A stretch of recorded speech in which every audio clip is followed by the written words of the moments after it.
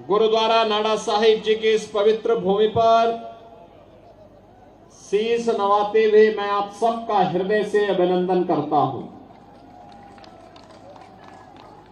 बहनों और भाइयों, जैसे जैसे चुनाव की तारीख नजदीक आती जा रही है, कांग्रेस के हौसले पस्त होते जा रहे हैं और अब उन्हें एहसास हो गया है कि हरियाणा में उनकी दाल नहीं गलने वाली है। यहां की माताओं बहनों ने एक नारा दिया है कि मेरा हरियाणा नॉन स्टॉप हरियाणा। हरियाणा का विकास ऐसे ही नॉन स्टॉप चलना चाहिए। तीसरी बार फिर से भारतीय जनता पार्टी को मौका मिले और यही आह्वान करने के लिए मैं आपके बीच आया हूं कि भरोसा दिल से भाजपा, भरोसा दिल से भाजपा। मंच पर उपस्थित हरियाणा विधानसभा के माननीय अध्यक्ष और आपके लोकप्रिय विधायक और वर्तमान में प्रत्याशी श्री ज्ञानचंद गुप्ता जी, कालका विधानसभा क्षेत्र से भारतीय जनता पार्टी की लोकप्रिय प्रत्याशी श्रीमती शक्ति रानी शर्मा जी, हिमाचल प्रदेश के हमारे पूर्व मुख्यमंत्री माननीय श्री जयराम ठाकुर जी, जिला अध्यक्ष भारतीय जनता पार्टी श्री दीपक शर्मा जी, प्रदेश उपाध्यक्ष श्री बंतो कटारिया जी, मेयर पंचकुला श्री कुलभूषण गोयल जी, प्रदेश अध्यक्ष युवा मोर्चा श्री योगेंद्र शर्मा जी, संयोजक पंचकुला विधानसभा श्री हरेंद्र मलिक जी और जिनकी आवाज ने पूरे देश और सनातन धर्मावलंबियों को विभूत किया, जो राम को लाए हैं, इस भजन को लोकप्रिय बना करके आम जन तक पहुंचाने वाले सुप्रसिद्ध भजन गायक श्री कन्हैया मित्तल जी, उत्तर प्रदेश सरकार के मंत्री श्री ब्रजेश सिंह जी, पंचकुला और कालका से जुड़े हुए मेरे सभी उपस्थित बहनों और भाइयों, हरियाणा विधानसभा चुनाव 5 अक्टूबर को होने जा रहा है। बहनों और भाइयों, शारदीय नवरात्रि 3 अक्टूबर से प्रारंभ हो रहा है। शारदीय नवरात्रि की तीसरी तिथि हरियाणा के भाग्य को बनाने वाली तिथि साबित होनी चाहिए। और याद रखना, जगत जननी मां भगवती लक्ष्मी वह कमल के फूल पर ही विराजमान होकर के सुख और समृद्धि की अपना अनुकंपा बरसाती है। और इसीलिए आपसे आह्वान करने के लिए मैं आया हूं।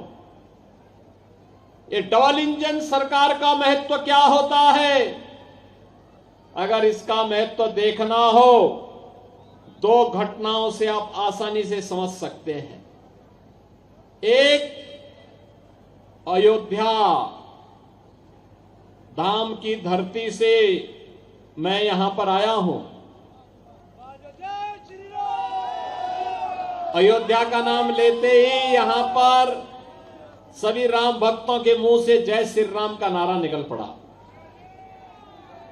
बहनों और भाइयों, 5 सदी के बाद, 500 वर्षों के बाद अयोध्या में रामलला अपनी पावन जन्मभूमि पर फिर से विराजमान हो गए हैं। मैं केवल एक बात पूछना चाहता हूं, अगर उत्तर प्रदेश में भारतीय जनता पार्टी की डबल इंजन की सरकार नहीं होती तो क्या ये काम हो पाता? क्या ये कांग्रेस कर पाती? क्या कांग्रेस तो कहती राम हुए ही नहीं, ये तो राम पे विश्वास नहीं करते, ये कृष्ण पे विश्वास नहीं करते। इनको चाहिए, कहते हैं कि राम के लिए भूमि नहीं होनी चाहिए, कृष्ण के लिए भूमि नहीं होनी चाहिए, भूमि तो केवल वक्फ बोर्ड के लिए होनी चाहिए। और इसीलिए इन्होंने चांद मोहम्मद को टिकट बना करके पंचकुला को लूटने के लिए भेज दिया है। बहन और भाइयों, ये बदनसीब है कांग्रेसी लोग जो अपनी विरासत को ही भूल गए हैं। राम को ही इन्होंने भुला दिया है, कृष्ण को भुला दिया है, तो भगवान राम ने भी और भगवान कृष्ण ने भी इनकी तरफ से मुंह फेर लिया है। कहो जाओ, अपनी दुर्गति को प्राप्त हो जाओ। और इसीलिए आज मैं आपसे कहने के लिए आया हूं कि कांग्रेस को भी देश ने भी, हरियाणा ने भी और यूपी ने भी 60 वर्ष से अधिक समय तक शासन करने का अवसर दिया था। प्रदेश में भी और केंद्र में भी उन्होंने राम जन्मभूमि की सुध नहीं ली, आपके विकास की सुध नहीं ली, आपके लोक कल्याण की सुध नहीं ली। ये केवल अपना भरते रहे, अपने परिवार के नाम पर करते रहे, बाकी किसी के नाम से इनको कोई लेना देना नहीं था। लेकिन बहन और भाइयों, जैसे ही 2014 में मोदी जी देश के प्रधानमंत्री बने, 17 में मोदी जी के आह्वान पर यूपी के अंदर सरकार बनी, अगले 2 वर्ष के अंदर, मात्र 2 वर्ष के अंदर डबल इंजन की सरकार ने 500 वर्षों की समस्या का समाधान कर दिया और अयोध्या में रामलला का विराजमान हो गया। यह है डबल इंजन सरकार की ताकत। डबल इंजन सरकार की ताकत दूसरी क्या हो सकती है? कांग्रेस ने दंश दिया आतंकवाद का, नक्सलवाद का, अलगाववाद का, अराजकता का, महंगाई का, भ्रष्टाचार का, भाई भतीजावाद का, क्षेत्रवाद का, जातिवाद का। भाजपा ने नारा दिया राष्ट्रवाद का। भारतीय जनता पार्टी ने कहा सबका साथ सबका विकास। भारतीय जनता पार्टी ने कहा था कश्मीर के लिए एक देश में 2 प्रधान, 2 निशान और 2 विधान नहीं चलेंगे, नहीं चलेंगे। और बहनों और भाइयों, भारतीय जनता पार्टी का जो आह्वान था, आज उस आह्वान के रूप में आप देख सकते हैं कश्मीर में धारा 370 समाप्त हो गई। कश्मीर में धारा 370 समाप्त। कल कश्मीर, जम्मू कश्मीर विधानसभा का अंतिम चरण का चुनाव है। अभी 3 दिन पहले मैं स्वयं जम्मू में था। जम्मू एयरपोर्ट पे मैं गया तो एक आवाज आई कि राम राम साहब, जो कि मेरा कोई परिचय था नहीं, तो मैं सीधे जा रहा था। तब तक आवाज आई फिर कि योगी जी राम राम। मैंने देखा तो एक मौलवी थे। मैं भौचक रहा तो मैंने पूछा, मैंने कहा भी क्या यहां पे सभी मौलवी राम राम का ही संबोधन करते हैं क्या? तो मुझे एयरपोर्ट के एक अधिकारी ने कहा नड़ी साहब करते नहीं थे, अब करने लग गए हैं। मैंने कहा क्यों? कहा ये धारा 370 को हटाने का इंपैक्ट है। और इसीलिए मैं आपसे कहने के लिए आया हूं, भारतीय जनता पार्टी जितनी मजबूत होगी, भारत उतना मजबूत होगा। भारत जितना मजबूत होगा, आप उतने शक्तिशाली और सामर्थ्यवान बनेंगे। और आप जितने सामर्थ्यवान बनेंगे, उतना ही भारत के अंदर हरे रामा हरे कृष्णा की गूंज होती हुई दिखाई देगी, हर गली, हर मोहल्ले, हर गांव, हर शहर में। बहनों और भाइयों, यही कहने के लिए मैं आया हूं, डबल इंजन की सरकार गारंटी है विरासत के सम्मान का। डबल इंजन की सरकार गारंटी है विकास का। डबल इंजन की सरकार गारंटी है लोक कल्याण का। याद करिए, कांग्रेस के समय में किसान आत्महत्या करता था, नौजवान पलायन करता था, गरीब भूख से मरता था, बहन और बेटियों की इज्जत सुरक्षित नहीं थी। और आज कमबख्त पाकिस्तान भूखों मर रहा है, भीख का कटोरा लेकर के दुनिया के अंदर जाता है, कोई पूछने वाला नहीं। और मोदी जी के नेतृत्व में भारत 80 करोड़ लोगों को फ्री में राशन की सुविधा का लाभ दे रहा है। 60 करोड़ लोगों को 5 लाख रुपए की आयुष्मान भारत की सुविधा का लाभ दे रहा है। 5 लाख रुपए प्रतिवर्ष स्वास्थ्य बीमा के लिए, कहीं भी जाइए उपचार करा के आइए। 12 करोड़ किसानों को किसान सम्मान निधि का लाभ, करोड़ों स्ट्रीट वेंडर को प्रधानमंत्री स्वनिधि योजना का लाभ, 10 करोड़ गरीबों के घर में रसोई गैस का सिलेंडर, 12 करोड़ गरीबों के लिए शौचालय का निर्माण और 4 करोड़ गरीबों के लिए मकान बनाने का काम ये मोदी जी के नेतृत्व में भारतीय जनता पार्टी ने किया है। बहनों और भाइयों, हाईवे 4 लेन के, 6 लेन के, 8 लेन के, 12 लेन के, मेट्रो, रैपिड रेल, बेहतरीन air connectivity, IIT, IIM, AIIMS, ये अब नई पहचान बन रही है नए भारत की। 1 डिस्ट्रिक्ट 1 मेडिकल कॉलेज, हर घर नल की योजना, ये सभी तो किसी का चेहरा देख करके नहीं, सबका साथ और सबके विकास के भाव के साथ भारतीय जनता पार्टी ने किया।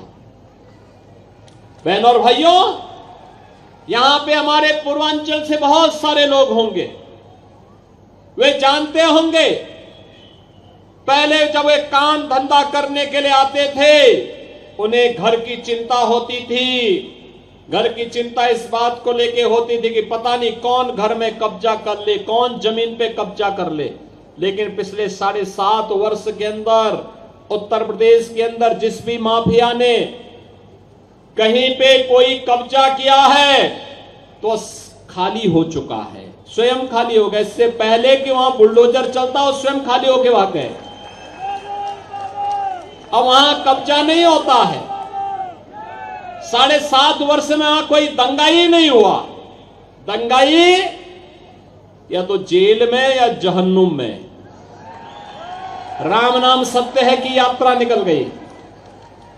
और बहनों और भाइयों, यही मैं कहने के लिए आया हूं, कार्य करने के लिए दम चाहिए और दमदार सरकार भी चाहिए। जब सरकार होगी दमदार तो कार्य होगा ईमानदारी के साथ। और वही दमदार सरकार, डबल इंजन की सरकार भारतीय जनता पार्टी केवल दे सकती है। जो लोग राम को कोसते होंगे, जो एक्सीडेंटल हिंदू हैं, वे आपके प्रति भी और देश के प्रति भी ईमानदार नहीं हो सकते, कभी नहीं हो सकते। और यही कहने के लिए मैं आया हूं, ये पंचकुला एक नई पहचान हरियाणा की है। पंचकुला विकास की धुरी बन रही है। विधानसभा अध्यक्ष के रूप में, यहां के विधायक के रूप में श्री ज्ञानचंद गुप्ता जी के नेतृत्व में विकास की धारा यहां पर बही है, मजबूती के साथ आगे बढ़ी है। बहनों और भाइयों, एक महत्वपूर्ण संवैधानिक पद पर बैठने के बाद व्यक्ति के पास जिम्मेदारी होती है और ये उस क्षेत्र के जनता जनार्दन का दायित्व बनता है कि उनके द्वारा चुना गया जनप्रतिनिधि न केवल उनकी विधानसभा के लिए बल्कि पूरे प्रदेश के लिए कार्य कर रहा है और विधानमंडल के कार्यक्रमों के साथ देश और दुनिया का भ्रमण करके अपने हरियाणा के बारे में भी लोगों को अवगत करा रहा है। और ज्ञानचंद गुप्ता जी ने यही यहां के लिए किया है। एक पहचान दी पंचकुला को, एक अभियान के साथ आगे बढ़े हैं। और इसीलिए आपका आह्वान करने के लिए मैं आया हूं, आपसे कहने के लिए कि भारतीय जनता पार्टी ने से ज्ञानचंद गुप्ता जी को फिर से अपना प्रत्याशी बनाकर के पंचकुला में उतारा है। और साथ साथ कालका विधानसभा क्षेत्र से श्रीमती शक्ति रानी शर्मा जी को भी भारतीय जनता पार्टी ने प्रत्याशी बनाकर के उतारा है। बहनों और भाइयों, अब तो नवरात्रि का तिथि भी प्रारंभ हो चुकी है। कालका जी और साथ साथ मनसा देवी, हिमाचल की सीमा ही वहां से प्रारंभ हो जाती है। इसके बाद हिमाचल तो पर्वतराज हिमाचल की पुत्री मां पार्वती सती, वहीं से भगवान शिव के साथ उनका स्वयंवर होता है। तो शक्ति की अधिष्ठात्री देवी भूमि है, तो इसलिए हमें देवी का संरक्षण और देवी का आशीर्वाद वहीं प्राप्त होना चाहिए जहां उनके भक्त हों, और भक्तों को भी इस बात को एहसास होना चाहिए विरासत और विकास की राजनीति करने वालों के साथ ही हमें खड़ा होना है। आप सहमत हैं? कमल खिलेगा, नवरात्रि में कमल खिलाने का काम करेंगे, मां लक्ष्मी का आशीर्वाद प्राप्त करने का काम करेंगे। सभी लोग सहमत हैं?